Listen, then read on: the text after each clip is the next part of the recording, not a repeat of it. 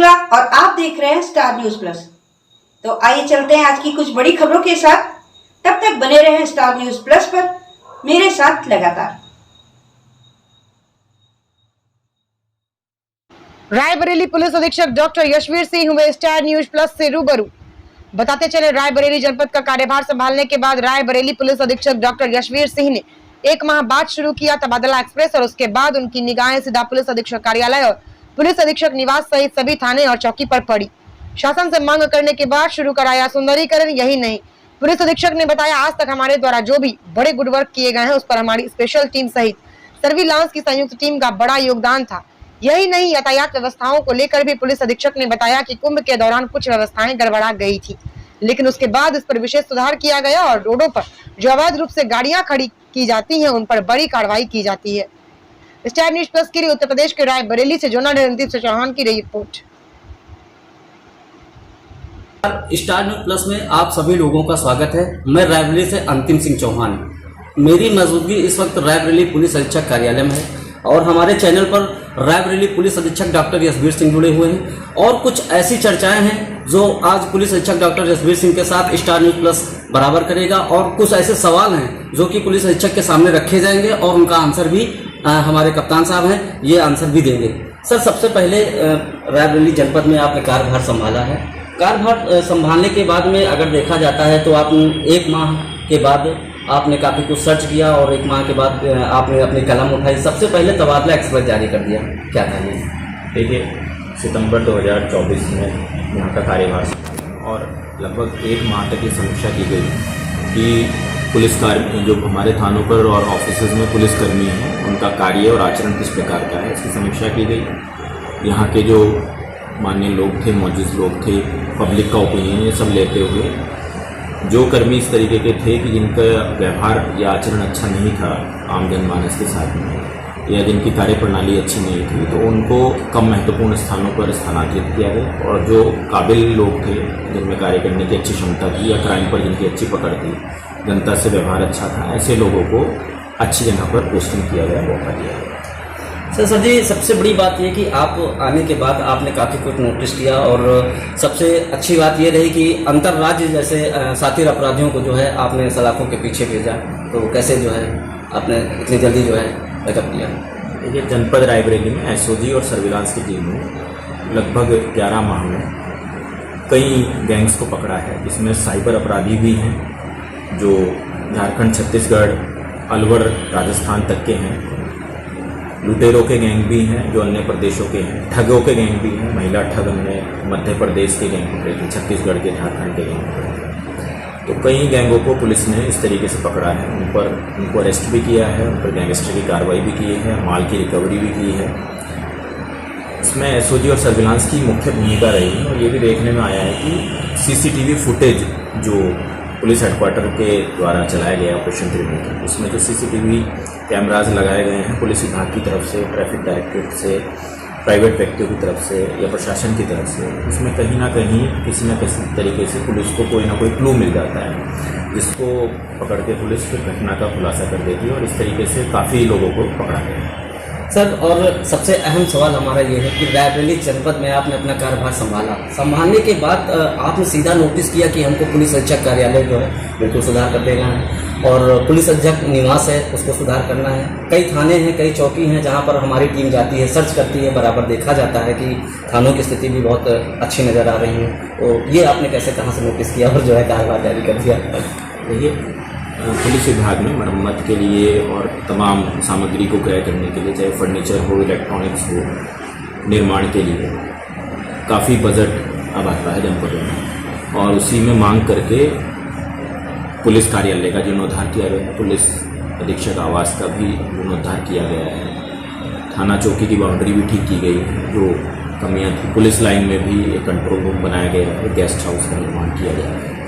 तो इसमें सब पुलिस हेडक्वार्टर से बजट उन लोगों को मिलता है, अनुदान मिलता है, उसी से सब कुछ कराया गया है और यदि आवश्यकता होती है, बजट खत्म हो जाता है तो मांग करने पर और बजट भी मिलता है और तमाम तरीके के जो भी डेली नीड की आवश्यकता की जो भी चीज़ें हैं पुलिस ऑफिस में या थानों के लिए आवश्यक है, चाहे वो जनरेटर हो, चाहे वो फर्नीचर हो, चाहे आपका इलेक्ट्रॉनिक्स आइटम हो, कंप्यूटर हो, कुछ भी प्रिंटर, सबके लिए बजट अलग अलग हेड में आता है और उसी से सभी जनपदों में आता है, सब उसी से पूर्ति की जाती है। सर सबसे अहम हमारा एक सवाल और है कि रायबरेली जनपद में अगर यातायात व्यवस्था को लेकर के बात की जाए तो कुछ जगह ऐसी है जैसे कि टीम हमारी सर्च करती है कि मार्केट में देखा जाता है कि रोड पे गाड़ियां खड़ी रहती हैं और मैं ये कहता हूँ कि यातायात प्रभारी जो आपके हैं उनका कार्यभार भी अच्छा है, लेकिन सबसे बड़ी बात यह कि ट्रैफिक व्यवस्था अगर देखा जाता है तो कभी न कभी व्यवस्था चरमरा जाती है। इस पर क्या कहना चाहते हैं? देखिए, विगत दिनों में कावड़ के दौरान भी, कुंभ के दौरान भी पुलिस की टीम ने, प्रशासन की टीम ने, सब लोगों ने मिलकर, ट्रैफिक विभाग के कर्मचारियों ने, परिवहन डिपार्टमेंट के लोगों ने, ARTO साहब ने, सब ने मिलकर अपना पूरा प्रयास करके जनपद की ट्रैफिक व्यवस्था को सुचारू बनाए रखा और कुंभ जैसा बड़ा आयोजन भी बहुत ज़्यादा समस्या के बिना हम लोगों ने कराया। जनपद में बहुत भारी तादाद में इधर से जाने वाले और उधर से आने वाले वाहन थे, तब भी उसको मैनेज किया गया।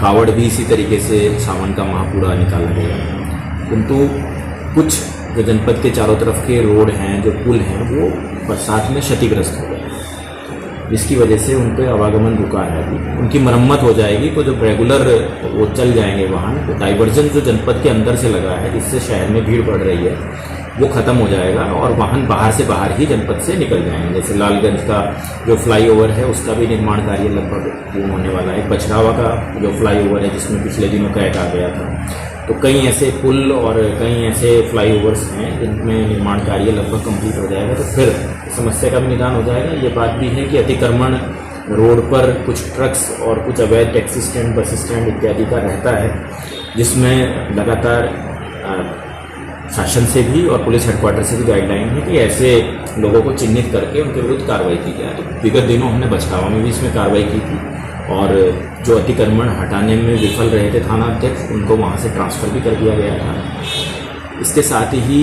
कोतवाली और मील एरिया थाना क्षेत्र में भी कुछ ऐसे टेम्पो स्टैंड अवैध रूप से चल रहे थे या जो वसूली करते हैं स्टैंड के नाम पे, उनके ऊपर भी FIR लिख के उनको जेल भेजा गया था। आगे भी ये कार्रवाई जारी रहेगी और जो रोड किनारे ट्रक खड़े हैं, अतिक्रमणकारी हैं, उन लोगों को हटाएंगे। सर एक बात हमारी और ये है आपसे, एक हमारा अपना प्रश्न है जो कि हमारे चैनल ने काफ़ी दिनों से सोच रखा था और मुझको आदेश मिला कि आप कृपया करके जो है अपने रायबरेली कप्तान साहब से पूछा जाए। रायबरेली जनपद में आपने अपना कार्यभार संभाला और उसके बाद अपराधियों की तो तोती बोलने लगी, ये तो पूरी जनता जानती है, लेकिन सबसे बड़ा सवाल कि जो रायबरेली जनपद के टॉप 10 अपराधी हैं, सातिर अपराधी हैं, उन पर क्या कार्रवाई की जा रही है?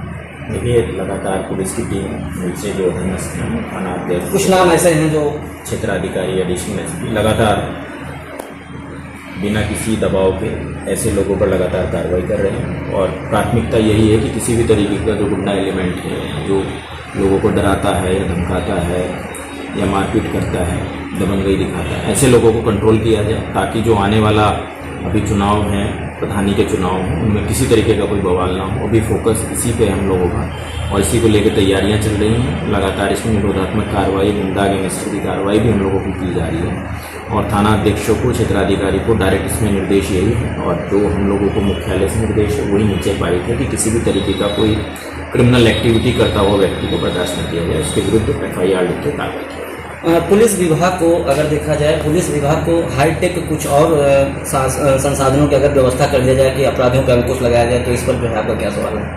जी, तो लॉजिस्टिक डिपार्टमेंट हम लोगों का पुलिस मुख्यालय में है इस चीज़ को देखने के लिए कि क्या नई आवश्यकता जो भी फील्ड में रहती है। लेकिन जैसे CCTV फुटेज मैंने बताया, CCTV कैमरा बहुत फ़ायदेमंद हुआ है घटना के अनावरण के लिए। बाकी सर्विलांस के टूल्स हम लोगों के और साइबर क्राइम जो बढ़ता जा रहा है, साइबर क्राइम को लेके भी मुख्यालय की तरफ से भी और शासन की तरफ से भी लगातार इसमें डेवलपमेंट किया जा रहा है। हर थाना में साइबर हेल्प डेस्क और हर ज़िले में साइबर थाना बनाया गया है। ट्रेनिंग भी दी गई है, इसमें मॉड्यूल्स हुए हैं काफ़ी हाईटेक करने के लिए। इसके अलावा जैसे FSL की जो वैन थी, FSL की गाड़ी जनपद में एक ही थी, तो नई गाड़ी उपलब्ध हो गई है, एक और हाईटेक गाड़ी उपलब्ध हो गई है, स्टाफ भी बढ़ गया है।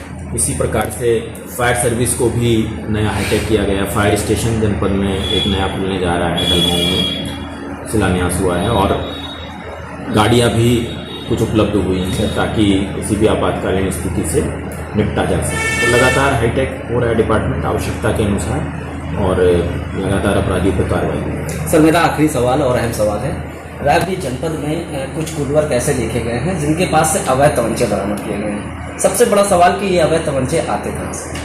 देखिए, जैसा बताया, अवैध तमंचे का गैंग हमने पकड़ा था। एक लालगंज में भी 4-5 तमंचे एक साथ बरामद हुए थे, पिस्टल बरामद हुए थे। अभी एक खीरों में मर्डर हुआ था तो उसके अपराधियों को पकड़ा था, तो उनसे भी अवैध हथियार बरामद हुए थे।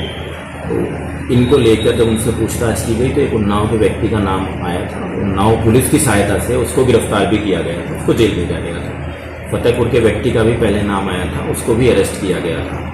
इसमें कुछ व्यक्तियों के द्वारा बताया गया कि बिहार से भी ये लोग पिस्टल लाते हैं, तो उसमें भी लगातार हम लोगों की मॉनिटरिंग चलती रहती है। जैसे कोई बड़ा गैंग पकड़ा जाता है तो कार्रवाई करते हैं। बीच में एक शस्त्र बनाने की फैक्ट्री भी जनपद में पकड़ी गई थी, जिसमें काफ़ी मात्रा में असले और अधबने असले बरामद हुए थे और अभियुक्त गिरफ्तार हुए थे।